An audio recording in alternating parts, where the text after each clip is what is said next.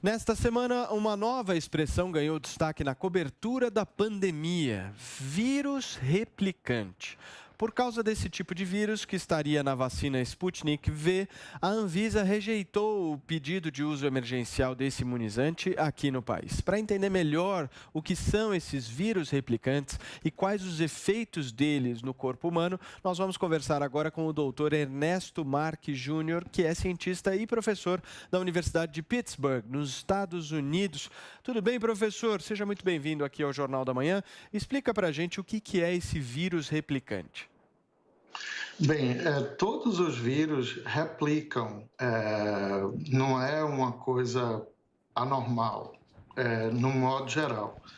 O que é diferente é que, no caso dessas vacinas baseadas em vetores virais, a gente espera que eles não sejam capazes de replicar. E eles são construídos para isso, para não replicarem. Eles são removidas partes específicas do vírus, vamos dizer assim, para deixá-los castrados, incapazes de se reproduzir. No entanto, quando você produz em larga escala, você precisa que ele se replique para você fazer mais dele.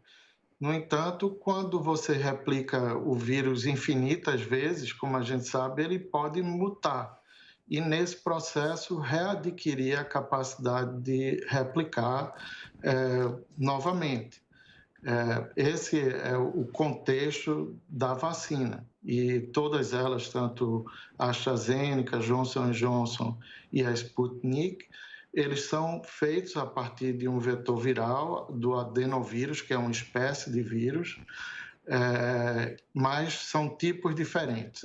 No caso da AstraZeneca, é um adenovírus de chimpanzé, e no caso da Johnson & Johnson, é um adenovírus do sorotipo 26, e da Sputnik também de um adenovírus do sorotipo 26 e também um outro adenovírus do sorotipo 5, que são humanos, que são vírus humanos. Perfeito. Doutor, mas o senhor falou que esse vírus ele replica e que o ideal é que ele não replique no ser humano, mas se isso tivesse acontecendo realmente, não teriam muitos casos já de efeitos colaterais na Rússia ou nos países que foram aplicadas essas vacinas? É difícil de dizer isso, porque antes de esclarecer isso, eu acho que a gente precisa deixar claro outras coisas, né? O seu argumento é dizer, nos outros lugares já usaram milhões de doses e o número de efeitos colaterais associados.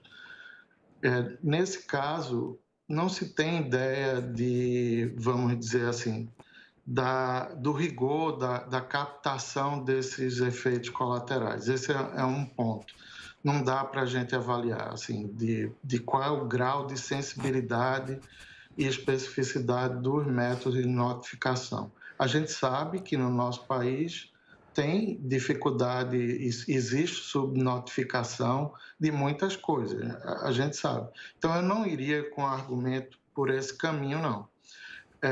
Outro ponto relacionado a isso é que nos lotes de produção, cada lote é diferente, ele não vai sair sempre igual, ele pode sair um melhor, outro pior, e isso requer um controle de qualidade. E aí é onde está ocorrendo a disputa entre a Anvisa e a Gamaleya, que na documentação que a Gamaleya enviou, pelo que eu entendi, eu não faço parte da Anvisa, eles dizem que toleram até um número X de vírus replicantes. Ele diz que tolera aquilo. No entanto, quando ele mede, ele não encontra nenhum. Mas aí fica aquela coisa, ok, nesse lote que ele mediu, não tinha nada. E no que vai vir para mim, quantos vão ter? Vão ter... Então, doutor, o que o senhor está dizendo aqui é que não houve interferência política, né? Eu não estou falando, eu não sei se houve interferência O senhor não política. consegue atestar isso? Não, e eu acho irrelevante. Eu acho que o discurso seguiu nesse caminho, talvez por conta de, vamos dizer, falha na interlocução das duas partes. E eu acho que isso mostra o estresse que todo mundo está vivendo. Do lado da Anvisa e provavelmente do lado da Gamaleya também. Mas Então, há uma guerra comercial, né, professor? Que a guerra isso é visível, né? a guerra comercial existe, a guerra geopolítica existe, a disputa política existe. Mas isso é irrelevante para a pandemia. O que a gente quer é uma vacina que funcione, disponível para a população.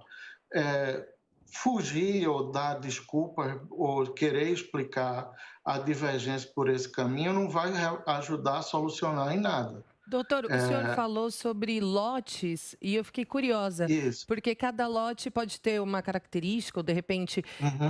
Isso não pode acontecer também com a vacina de Oxford, a vacina, enfim, outras Claro, vacinas da Pfizer, também um lote vir e provocar algum tipo de efeito, uma reação?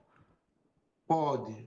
A diferença é que a tolerância no número de vírus replicantes da AstraZeneca e da Johnson Johnson é entre 100 e 300 vezes menor do que a da Sputnik V. E é isso que está, vamos dizer assim, criando essa disputa.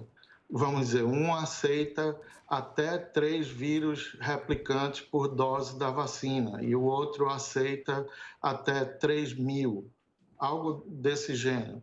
E isso é o que está causando a disputa, é a definição de qual é o máximo que pode ter dentro de cada dose da vacina. O que a Gamaleya fez, ele testou alguns, mostrou que, baseado no teste que ele usa, não encontrou nenhum. Isso é fato. Mas no papel que ele descreve o produto dele, ele diz que pode ter até tal número, que é alto. Muito bem. O professor, uma última pergunta. Se esse vírus for replicado, o que causa para o corpo? Bem, o adenovírus, de um modo geral, é um vírus respiratório. Vai ser um sintoma de gripe, coisa do gênero. Esse seria o resultado mais comum. No entanto, quando você passa a aplicar vários milhões de doses, tudo que puder acontecer de errado vai acontecer. Isso é típico lei de Murphy. Se você fizer 1, 10 vezes, 1000 vezes, talvez não aconteça nada. Mas quando fizer milhões e milhões de vezes, alguma coisa pode resultar de negativo nessa história e irrelevante. Muito bem, nós conversamos aqui com o professor Ernesto Marques Júnior, da Universidade de Pittsburgh. Professor, muito obrigado. Volte sempre. Bom dia. De nada, até.